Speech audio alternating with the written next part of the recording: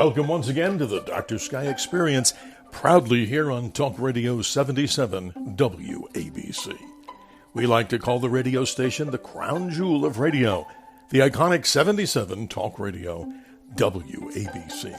Beaming proudly out of New York City, the nation, the world, and, I'm sure, even out to the cosmos. As we move into the summer of 2024, this latest edition of the Dr. Sky Experience will give you some great ideas on things to observe in the nighttime sky, as long as you have clear weather and the possibility of dark skies. But don't change the channel. City dwellers also have a great opportunity to partake in this very interesting experience. So let's begin and talk about two news stories that are actually happening right now. One of them is the fate of the Boeing Starliner.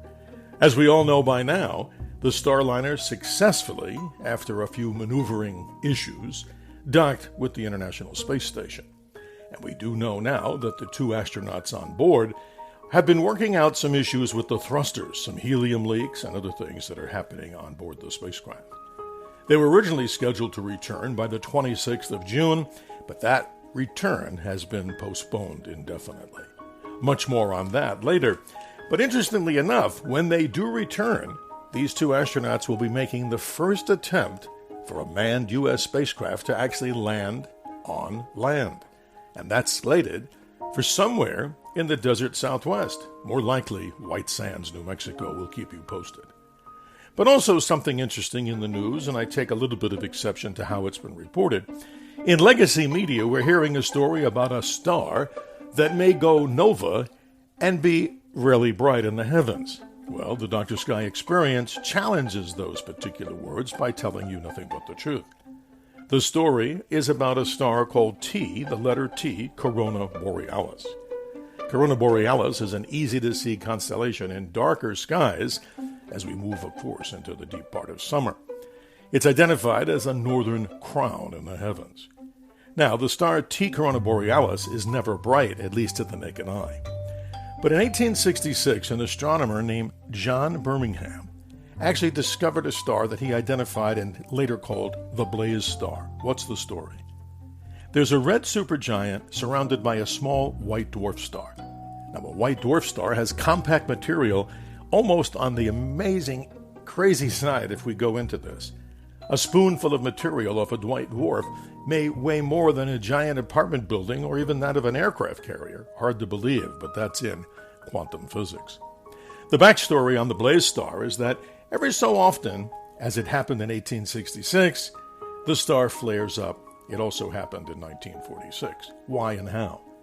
The red giant star has material pulled off it by the tiny white dwarf, which is no larger than the size of the Earth. Hard to believe.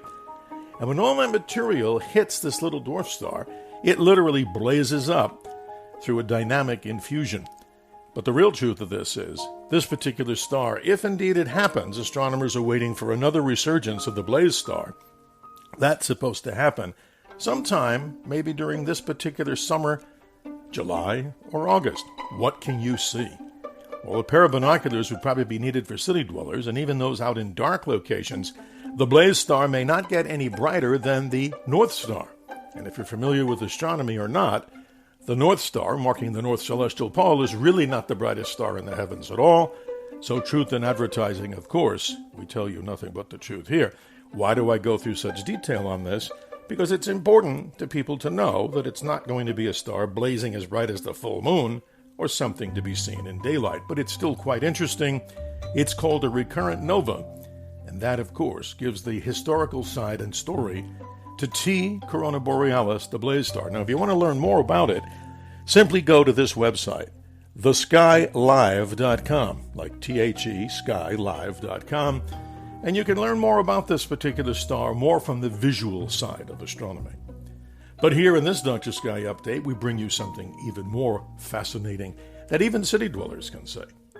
With a clear sky, look due south around 10 p.m. as we end June and move into July.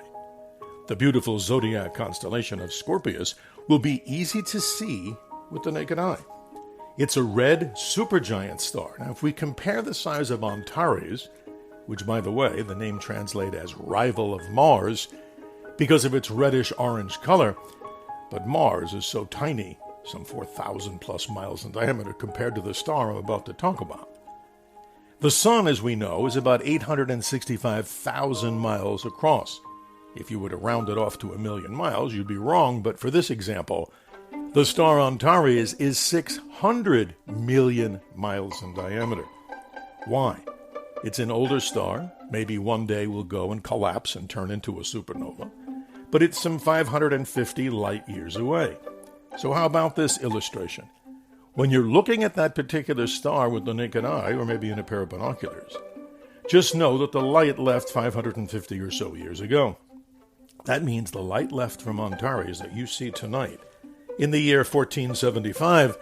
And if we go back into the annals of astronomy, the great astronomer and publisher Nicholas Copernicus, who gave us definitive information that the sun was at the center of the solar system and not the Earth, he was only 3 years old when you see the light of Antares tonight. Antares, if you look at it on a scale of comparative analysis, would be so much simply larger than our sun. These are red supergiants. So share that with friends and neighbors, as you can learn so much more about the sky. And speaking of how to identify objects in the sky, here's what I recommend. I do a lot of public programs for seniors, students, and people in between in ages. And what we do is we print out something that you can print out or look at it on the internet. Go to skymaps.com. And I'm looking at a current July 2024 analysis of the sky. It tells you everything that you'd probably ever want to know to share with you, yourself, neighbors, friends, children, and seniors about the wonders of the nighttime sky.